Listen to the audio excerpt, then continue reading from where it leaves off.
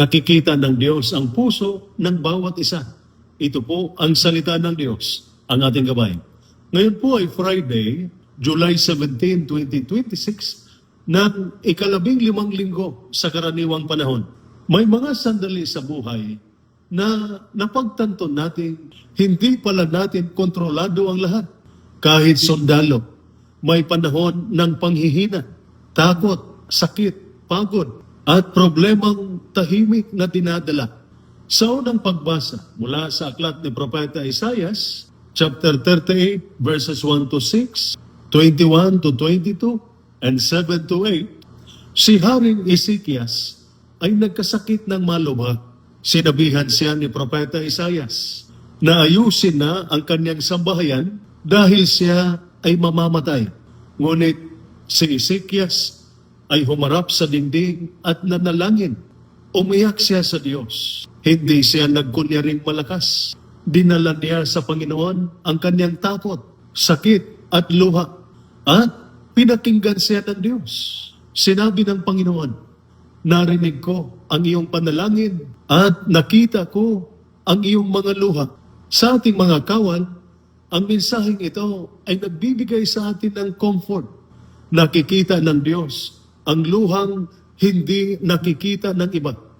Naririnig niya ang panalangin, hindi natin masasabi ng malakas. Alam niya ang bigat na tahimik nating dinadala sa duty, sa pamilya, sa misyon at sa puso. Sa ating Ebanghelyo, mula sa Ebanghelyo ni San Mateo, chapter 12, verses 1 to 8, nagutom ang mga alagad ni Jesus at pumitas ng mga uhay sa araw ng pamamahinga. Pinuna sila ng mga Pariseo. Nakita nila ang batas, pero hindi nila nakita ang gutom. Kaya sinabi ni Jesus, habag ang ibig ko, hindi hain. Hindi sinasabi ni Jesus na hindi mahalaga ang batas at disiplina. Mahalaga ang mga ito, lalo na sa buhay kawal.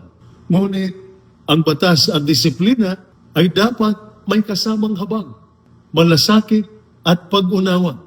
Minsan, mabilis tayong makakita ng mali, pero mabagal tayong umunawa sa pinagdaraanan ng iba.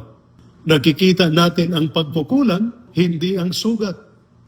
Nakikita natin ang pagkakamali, pero hindi ang bigat ng dinadala.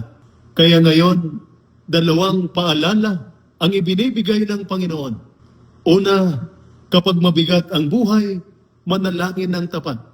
Huwag mahiyang lumapit sa Diyos na pagod at umiiyak. Ikalawa, maging mahabagin sa kapwa. Bago manghusga, subukang umunawa. Ang tunay na kawal ng Diyos ay hindi lamang disiplinado at matapang. Siya rin ay marunong maawa, umunawa at magmahal. Ito po ang salita ng Diyos, ang ating gabay. Madalangin tayo. Panginoong Diyos, nakikita mo ang aming luha at naririnig ang aming panalangin. Palakasin mo ang bawat kawal sa oras ng takot, pagod at pagsubok. Bigyan mo kami ng pusong mahabagin, disiplinado, makatao at tapat sa iyo at sa bayan. Sa pamamagitan ni Kristo na aming Panginoon. Amen. At sumainyo at sa inyong pamilya ang pagpapala ng makapangyarihang Diyos, Ama, Anak at Espiritu Santo. Amen. Santa Maria, Ina ng Diyos, ipanalangin mo kami. San Jose, ipanalangin mo kami. San Miguel Arcangel, ingatan mo kami. Amen.